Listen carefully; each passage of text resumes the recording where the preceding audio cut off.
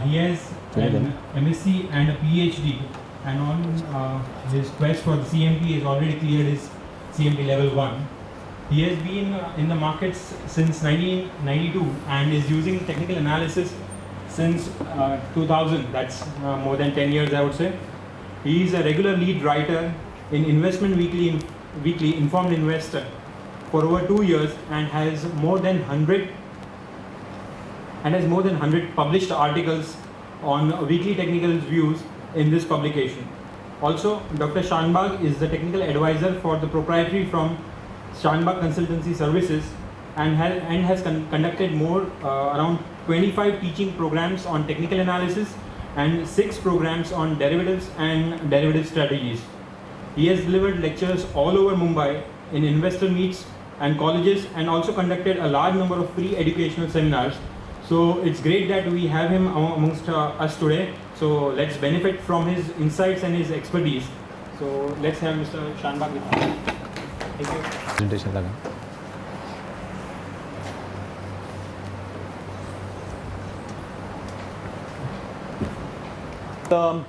I must tell you something, that though the topic given to me was use of oscillators in determining tops and bottoms, I am not restricted to oscillators. One component I am going to include which is not necessarily oscillator, but I thought it would be important because it has to do with something like determining the bull market top, where to exit near the top. So I have included this. Now, whenever we are talking of tops and bottoms, it's always known that we use candlesticks, we use other parameters, and usually the oscillators are laggards in this context.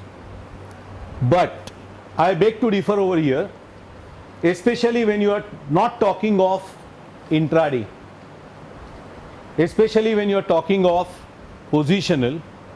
Actually, oscillators can give you much more information, that also in advance. They give you an advance idea when you have to get out of the market. They give you an advance idea when to enter the market. Now, as I can see quite a few of youngsters over here, I would just quickly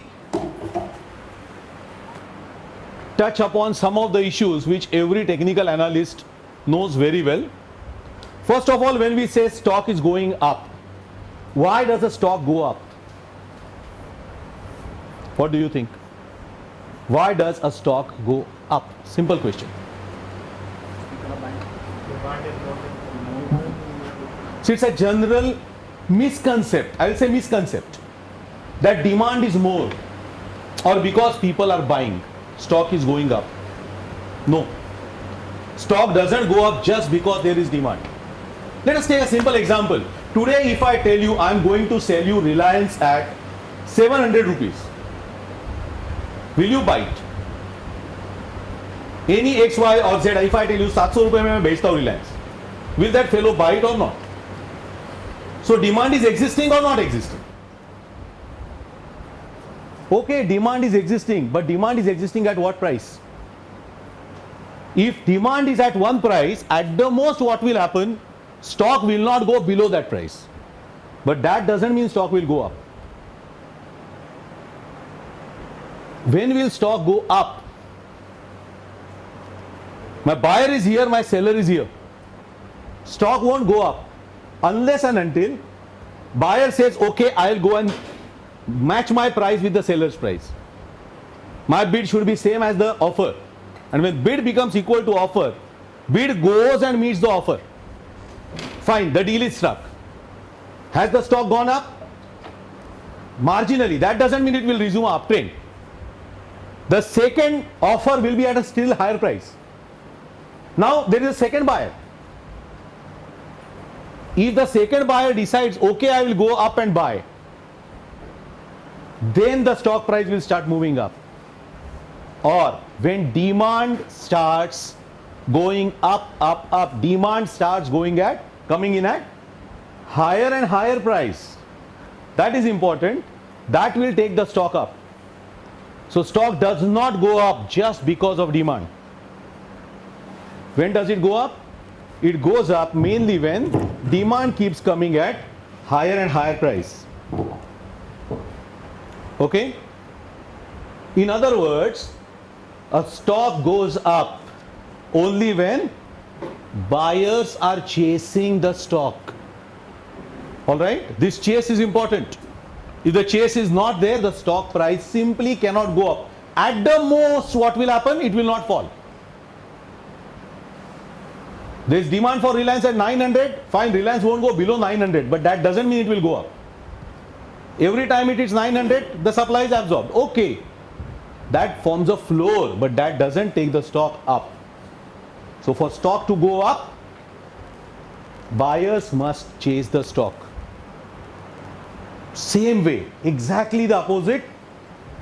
Why does the stock price go down? Only supply doesn't make it come down.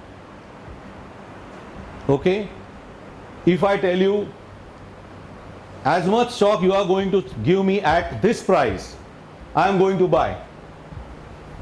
Fine, the stock price will not go, but then it will not come down. It will not go above that. Supply will keep on coming. Alright? So, same thing applies over here as well.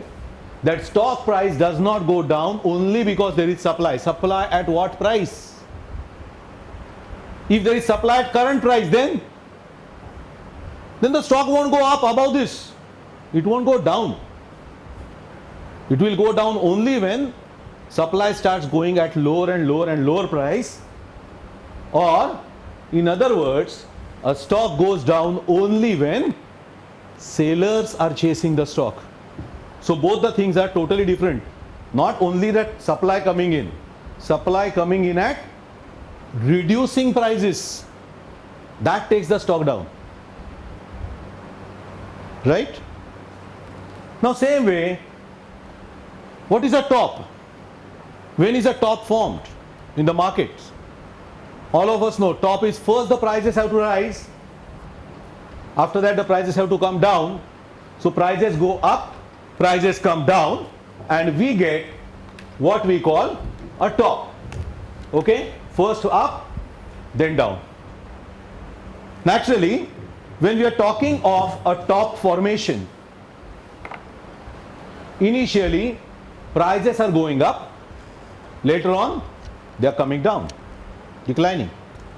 Means for formation of the top, first the prices have to go up. When the prices go up, buyers chase the price, and when the prices come down, sellers chase the price. So unless this cycle is there, buyer chasing the price, then buyers and sellers will be balancing each other when the top is actually formed, and then the top is confirmed only when sellers start chasing the price, the stock price starts coming down yet again. That is what we call a top. Naturally, in the bottom it's going to remain the opposite. First, the price must come down, and then the price must increase. Then you say the bottom is in place. Again, same cycle is going to continue here, opposite exactly. First, the seller should chase the stock. Then, selling and buying are compensating each other, so price stops falling. And then, the buyers are chasing the stock. Okay. Why does that balancing comes in? At the top, the price has initially increased, but then comes a value where buyer is not ready to go up. Bid is not going to reach the offer level. And as bid doesn't reach the offer level, the deal is not stuck. It is standstill. Now no buyer is available. जिसको buy करना था उसने कर लिया. Right? Those who wanted to buy, they have already bought it. And now there is no buyer ready to pay that higher price. So finally the seller has to come down. The next buyer comes up, say 5 to 10 paisa below this deal. The next seller comes further down.